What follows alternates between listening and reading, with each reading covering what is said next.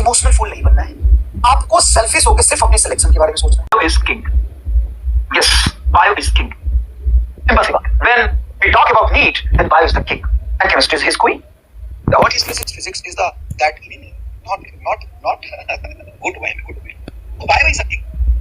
bio में 360 number मिलने वाले। बुरा लगे भला लगे तुमको जैसा लगे, लेकिन यही है चाहे पेपर आसान हो या पेपर टफ हो, जो गेम चेंजर है, जो किंग मेकर है, वो है आपका biology. Biology is the king in need and biology is the king maker. अब आते हैं केमिस्ट्री की बात करते हैं। केमिस्ट्री हमारा कितने नंबर का होता है भाई? 180 नंबर का।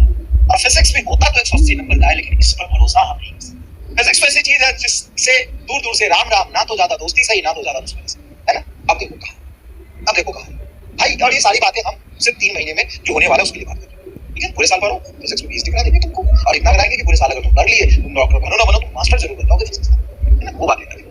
यहाँ पे हम पूरी फोकस करेंगे नीट 2026 में।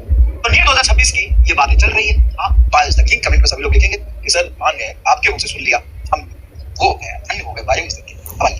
अब 2 तरह का पेपर पैटर्न होता है जब से नीट हुआ है 2013 से लेकर के 2025 तक। तो मेनली मोटा कह सकते हो 2 तरह का पेपर आया। पहला पेपर आया मतलब पैटर्न 24, 23, 22, 17, 18 और 2020 में, इसको कहते हैं लेवल डाउन हो गया पेपर का। 25, 21, 2016 पेपर का लेवल टफ हो गया। ठीक है, 2017, 18 में मॉडरेट था, एवरेज था। जैसे ही पेपर डाउन आता, हमें नहीं पता 26 में कैसा आएगा, हमें नहीं पता 26 में क्या होने वाला है।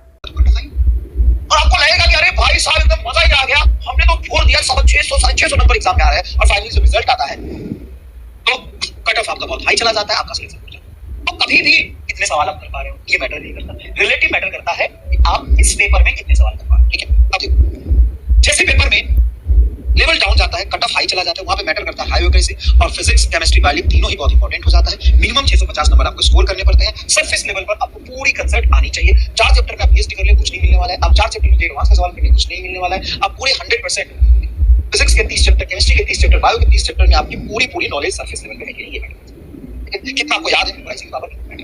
अगर पेपर टफ आए तो क्या? पेपर टफ आता है, लेवल हाई होता है, तो बायो की आज नीट 2025 और नीट 2016 में सिलेक्शन से पूरी बच्चों को जिनका बायो स्ट्रॉन्ग। अगर आपको लग रहा है कि फिजिक्स के 2% टफ आ गए तो हम फिजिक्स में PhD कर लेते, नहीं, वहां पे भी आपको जो बचाएगा वो कौन बचाएगा? बायो बचाएगा। अब पेपर का कट ऑफ लो चला जाएगा, क्यों? पेपर टफ है, लेकिन बायो टफ नहीं है।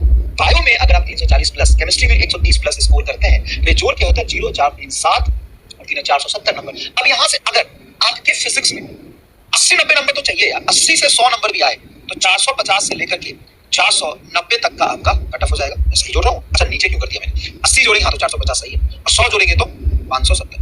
तो इतना मिनिमम स्कोर मैं कह रहा हूँ, मिनिमम। 80 नंबर 20 सवाल तो कोई भी कर लेता है, 45 में से 20-25 सवाल तो कई लोगे। अब पेपर टफ होता है तो ये कैलकुलेशन, पेपर इजी होता है तो ये कैलकुलेशन। अब डिसाइड योरसेल्फ, स्मार्ट बनो, इंटेलिजेंट बनो, इमोशनल फूल मत बनो कि हमको क्या करना चाहिए। नीट 2025 में जो भी बच्चे 30-32 सवाल करके आ गए थे, उनके 600 नंबर आ गए, और 600 नंबर आते ही फिजिक्स में 30-32 सवाल कर लिए, 35 सवाल कर लिए, 600 नंबर आए, 600 नंबर आते ही ऋषिकेश, रायपुर, जोधपुर ऐसे जगह पे बैठे हुए। ठीक है, तो बोलो सर हम इस कंसेप्ट को समझ गए कि नीट का पैटर्न क्या और हमें कैसे पढ़ना।